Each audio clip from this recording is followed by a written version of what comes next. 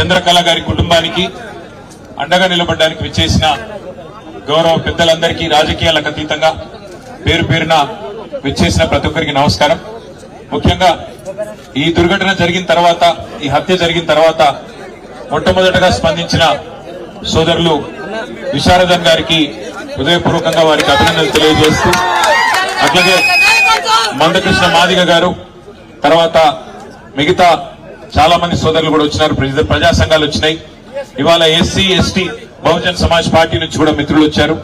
అట్లాగే SC ST BC జేఏసీగా ఏర్పడి రాష్ట్ర రజక సంఘం కూడా ఈ ప్రాంతంలో మరి ఈ కుటుంబానికి అండగా నిలబడ్డందుకు వారికి కూడా అభినందనలు చెప్తూ, మా పార్టీ నాయకుడు మాజీ శాసనసభ్యుడు నాగర్ కర్నూలు నియోజకవర్గం సోదరుడు మరి జనార్దన్ రెడ్డి గారు కూడా క్షేత్రస్థాయిలో మరి రోడ్డెక్కి ధర్నా చేసి ఈ కుటుంబానికి అండగా నిలబడ్డందుకు వారితో పాటు మరి ఈరోజు మీకు ధైర్యం చెప్పడానికి ఇక్కడికి విచ్చేసిన గౌరవనీయులు ఎమ్మెల్సీ గోరెడ్డి వెంకన్న గారు, మాజీ మంత్రివర్యులు శ్రీనివాస్ గౌడ్ గారు, మాజీ మంత్రివర్యులు డాక్టర్ లక్ష్మారెడ్డి గారు, గౌరవనీయులు మాజీ శాసనసభ్యులు అంజయ్ యాదవ్ గారు, మాజీ శాసనసభ్యులు శ్రీ జైపాల్ యాదవ్ గారు, మాజీ ఎమ్మెల్యేలు సోదరులు ఆలా వెంకటేశ్వర రెడ్డి గారు, హర్షవర్ధన్ రెడ్డి గారు, ఇంకా మాతో పాటు విచ్చేసిన సోదరుడు రాజారాం యాదవ్ గారు, అదేవిధంగా మా సోదరుడు చిలకమరి నరసింహ గారు, డాక్టర్ సత్య గారు, అట్లాగే మా తమ్ముడు విజయ్ కుమార్ గారు, ఇమ్తియాజ్ ఇషాక్ గారు, మా అన్న ఫుడ్ కార్పొరేషన్ చైర్మన్ మరి పెద్దలు గోలి శ్రీనివాస్ రెడ్డి గారు, రాజ్యసభ సభ్యులు, బీఆర్ఎస్ పార్టీ రాజ్యసభ సభ్యులు, బలహీన వర్గాల ముద్దుబిడ్డ శ్రీ వద్దిరాజు రవిచంద్ర గారు, ఇంకా మా సోదరుడు వరంగల్ మాజీ శాసనసభ్యుడు నన్నపనేని నరేందర్ గారు, పెద్ద ఎత్తున విచ్చేసిన పత్రికా మిత్రులకు అందరికీ నమస్కారం. ఇవాళ నిజానికి ఇక్కడ జరిగింది మాటలకు అందని మహావిషాదం. ఒక పసిపాప ప్రాణాలు, 2 నెలల పసిగుడ్డు ప్రాణాలు పోయిన తర్వాత మాటలు రాక గుండె బరువెక్కిన పరిస్థితి వాళ్ళ రాష్ట్రంలో ప్రతి ఒక్కరికి ఉన్నది. ఇందులో రాజకీయాలు మాట్లాడాల్సిన సందర్భం ఎంత మాత్రం కాదు, కానీ కుటుంబానికి న్యాయం జరిగే విధంగా కొట్టడాల్సిన బాధ్యత మాత్రం అటు మీడియా మీద, ఇటు మరి ప్రజలుగా సమాజంలో ఉన్న మనందరి మీద కూడా ఉన్నది. జరిగింది ఏంది, అసలు ఏమడిగింది ఆ పసిగుడ్డు? కొమ్మెరలో మల్లన్న జాతర జరిగితే ఆ మల్లన్న జాతరలో దర్శనం అడిగింది, దేవుడికి దండం పెట్టుకునే అవకాశం అడిగింది ఆ తల్లి చంద్రకళ. అడిగితే దేవుడి దర్శనం అడిగిన పాపానికి, దేవుడికి సేవ చేసుకునే, దేవుడిని దర్శించుకునే అవకాశం ఏమని అడిగితే ఇవాళ జరిగిన దాడి మానవత్వానికి మచ్చ. నిజంగా చెప్పాలంటే ఈ తెలంగాణ సమాజమే తలదించుకునే ఒక దుర్మార్గమైన ఘటన మన కొమ్మెరలో జరిగింది. ఒక్కసారి ఆలోచించమని చెప్పి నేను కోరుతా ఉన్నా ఇక్కడికి వచ్చిన మిత్రులందరినీ. మనం నిజంగా ఏ టైంలో ఉన్నాము, ఏ శతాబ్దంలో ఉన్నాము, జరుగుతున్న ఈ పరిస్థితి ఏంది ఒకసారి ఆలోచన చేయాలి. ఇంకా ఈ టైంలో 21వ శతాబ్దంలో కులాలు మతాల పేరిట చిన్నగా చూడడం, అవమానించడం, ఇవాళ ఇంకా కూడా అధికారాన్ని అండగా పెట్టుకుని హత్య రాజకీయాల్ని, హత్య చేసిన హంతకులని కాపాడే ప్రయత్నం జరగడం నిజంగా సిగ్గుచేటు. ఇందులో నేను ఈ ఒక్కరినో ఆ ఒక్కరినో నిందిస్తలేను. ఇందులో హంతకులకు అండగా నిలబడ్డ ప్రతి ఒక్కడు, వాడు ఎవడైనా గాని, వాడి దోషి రాష్ట్ర ముఖ్యమంత్రి అయినా, స్థానిక ఎమ్మెల్యే అయినా, స్థానిక ఎంపీ అయినా, ఎవరైనా కూడా ఈ తప్పు, ఆ పసిగుడ్డు ప్రాణాలు తీసిన హంతకులకు అండగా నిలబడ్డ వారు ఎవరైనా సరే వారిది ఖచ్చితంగా తప్పే. ఏమడిగిందా పసిగుడ్డు? మీరు ఎక్కి కులుకుతున్న గద్దెను అడిగిందా? మీరు పోగు చేసుకుంటున్న మూటల ముళ్ళు అడిగిందా? అడిగింది మల్లన్న దర్శనం.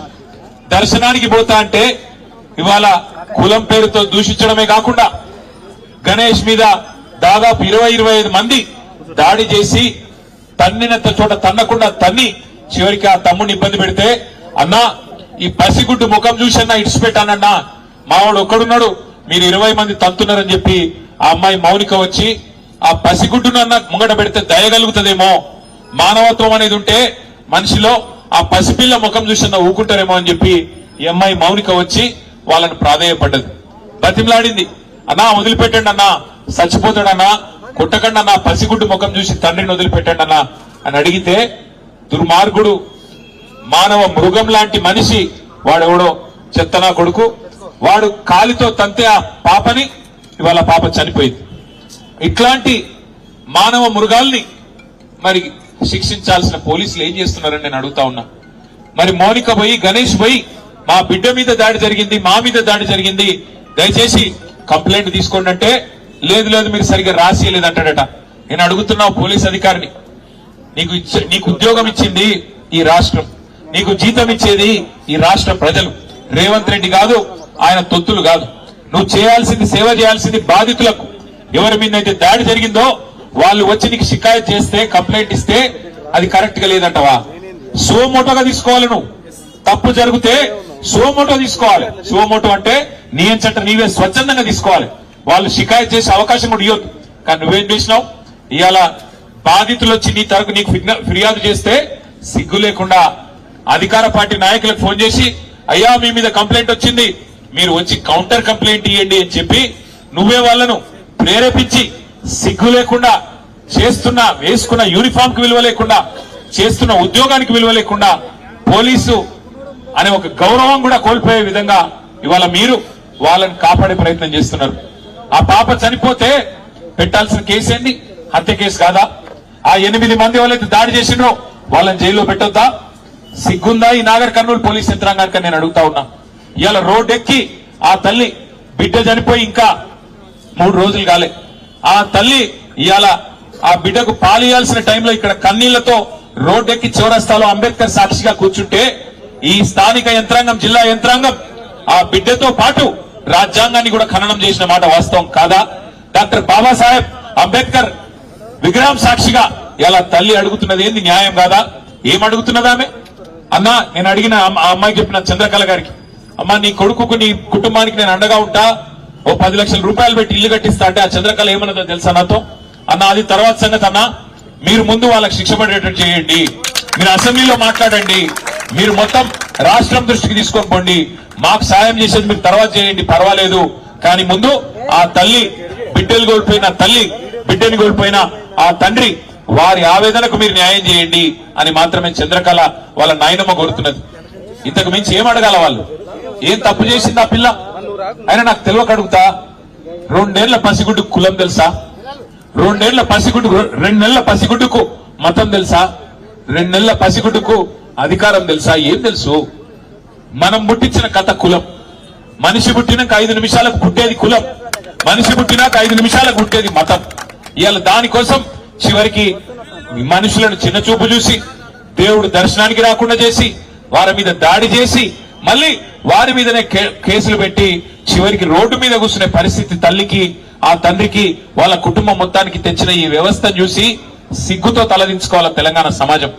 ఇవాళ నేను ఇక్కడ రాజకీయం మాట్లాడడానికో రాజకీయం చేయడానికో రాలేదు. నేను స్థానిక ఎమ్మెల్యే గారిని కూడా కోరుతా ఉన్నా, స్థానిక ఎంపీ గారిని కూడా కోరుతా ఉన్నా, హంతకుడు ఎవడైనా హంతకుడే. వాడు ఏ పార్టీ వాడైనా, ఏ పార్టీ వాడైనా వాడిని ఖచ్చితంగా శిక్షించాల్సిందే. 8 మంది ఈరోజు ఈ హంతకుల ముఠా కలిసి ఆ పాపను హత్య చేసింది.